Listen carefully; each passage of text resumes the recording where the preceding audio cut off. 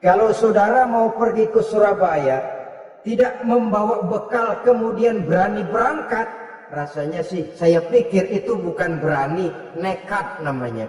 Sama saja orang belum pernah sembahyang mati. Nekat orang.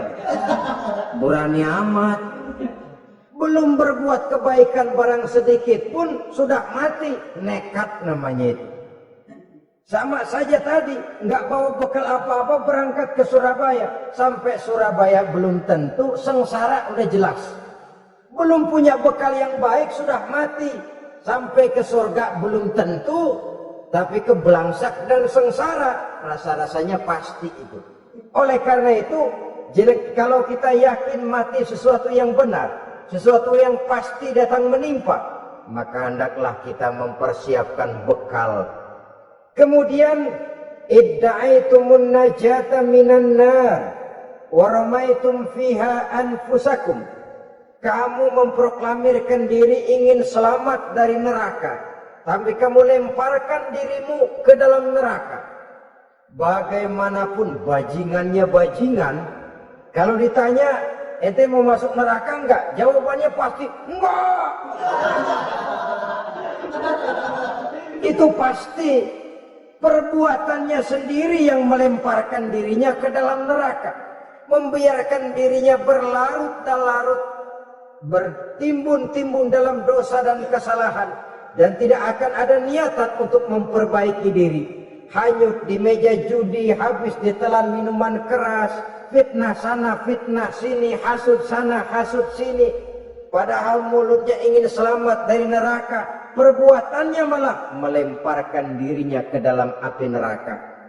Tidak ada orang yang lebih sayang kepada diri kita selain kita sendiri. Dan menyayangi diri itu tidak cuma dengan memandikannya sehari 3 kali, memakaikannya parfum dengan segala macam merek, memakai sabun yang wangi-wangi, minyak yang harum-harum.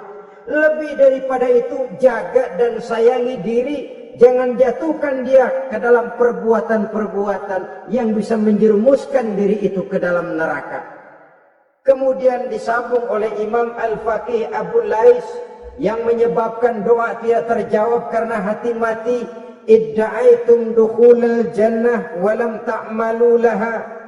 Kamu ingin masuk surga, tapi kamu berat mengamalkan perbuatan yang bisa menyampaikan kamu ke surga. Semua kita kalau ditanya mau masuk surga, mau. Tapi jarang yang berlomba melakukan perbuatan-perbuatan yang bisa menyampaikan kita ke surga. Kemudian yang terakhir kata Imam Al-Faqih Abu Lais, dafantum mautakum walam ta'tabiru laha. Kamu menguburkan orang yang mati di antara kamu, tapi kamu tidak bisa mengambil iktibar, tidak bisa mengambil pelajaran dari mayit yang jenazah yang kau kuburkan itu. Mestinya kan nguburin orang tuh membuat sadar. Iya, kalau sekarang dia saya baringkan di liang lahat menghadap ke arah kiblat, bantalnya tanah, setelah itu ditutup dengan papan, lalu ditimbun dengan tanah. Iya, sekarang giliran dia, giliran saya, entah besok, lusa, bulan depan, tahun depan, tapi pasti mengubur mayat, mengubur jenazah, tapi tidak bisa mengambil iktibar dari yang dilaksanakannya itu. Ini merupakan penyakit-penyakit batin yang merupakan handicap, yang menimbulkan jarak antara kita dengan Allah Subhanahu wa ta'ala. Pantas kalau itu semua ada pada diri kita, hati jadi mati. Dari hati yang mati, doa tidak akan tembus. Kita tidak lagi akan dipedulikan oleh Allah Subhanahu wa ta'ala. Dan itu sekali lagi kemalangan yang terbesar dalam kehidupan kita. Bagaimana jalan keluarnya? Pertama, memperbaiki batin kita, menyelamatkan diri daripada penyakit-penyakit yang bisa mematikan hati seperti yang sudah saya sebutkan tadi. Yang kedua, berdoa dengan adab, sehingga Tata cara di dalam kita bermohon kepada Allah Subhanahu wa taala dibicarakan secara khusus oleh Al-Imamul Ghazali dalam kitab Ihya beliau yang disebut adabud doa. Adab di dalam kita melaksanakan doa kepada Allah Subhanahu wa taala. Setelah batin ini bersih dari penyakit-penyakit hati yang bisa menyebabkan hati jadi mati, berdoalah kita kepada Allah. Bagaimana adabnya? Kata Imamul Ghazali rahimahullah, yang pertama hendaklah ia di dalam berdoa itu memilih waktu yang mulia. Minal awqatis syarifah, kata beliau. Memilih waktu-waktu yang punya nilai mulia. Ramadan dalam 1 tahun, Jumat dalam tiap minggu, sepertiga malam yang akhir pada setiap hari. Waktu-waktu yang punya nilai mulia. Walaupun misalnya saudara berdoa pada hari Kamis, tidak ada halangannya Allah mau kabulkan. Ini tidak berarti bahwa kalau sudah berdoa hari Jumat lalu hari Kamis tidak mau berdoa, tidak. Lebih memilih mengintai waktu-waktu yang punya nilai mulia. Lailatul Qadar sekali dalam setahun. Waktu-waktu yang punya nilai mulia. Logikanya begini, saudara-saudara. Kalau kita datang ke rumah seseorang, tujuan utama kita minjem duit, yang paling pertama kita perhitungkan tanggal berapa nih? Kan itu toh, tanggal berapa? Kalau tanggal 20 atuh minjem duit, orang lagi ngap-ngapan, boro-boro dia bisa minjemin, dia sendiri mungkin lagi pusing. Kita lebih dulu kita amatin tanggal berapa nih? Yang enak sore apa siang? Jam 2. Jam 2 dia baru pulang dari kantor, tapi giliran tidur. Kalau dia tidur dibangunin, datang mau minjem duit, kagak dimaki-maki sudah kebagusan kan? Kan kita lihat waktunya, timingnya kata orang sekarang.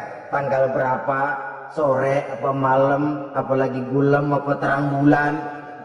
Itu semua sudah kita atur sedemikian rupa, memilih waktu. Yang kedua kata Imamul Ghazali, memilih keadaan yang istimewa. Kalau tadi soal waktu, yang kedua soal keadaan. Ada situasi-situasi di mana doa itu diijabah oleh Allah Subhanahu wa taala. Di antaranya kata Imam Abi Hurairah, "Inda zahbi sufuf fi sabilillah."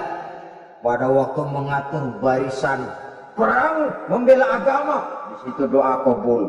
Inda nuzulil ghaiz, ketika turun gerimis, di situ doa makbul.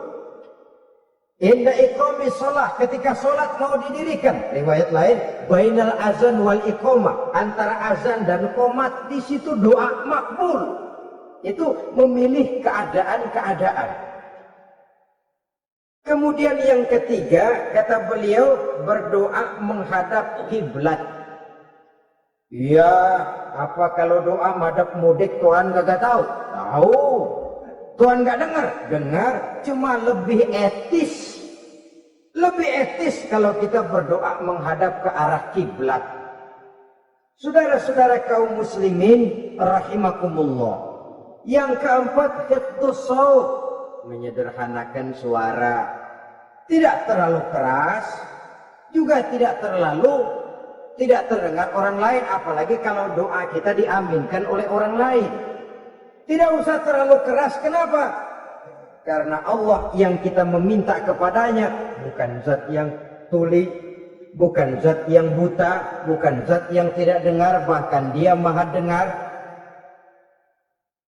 Juga tidak terlalu seperti orang berbisik-bisik, apalagi kalau doanya doa bersama-sama. Tapi kadang-kadang terdorong oleh husnuzon dari para makmum saja. Tidak peduli apa yang dibaca oleh imam, yang kedengaran cuma amin aja kerengan. Amin, amin, amin, amin, amin, amin.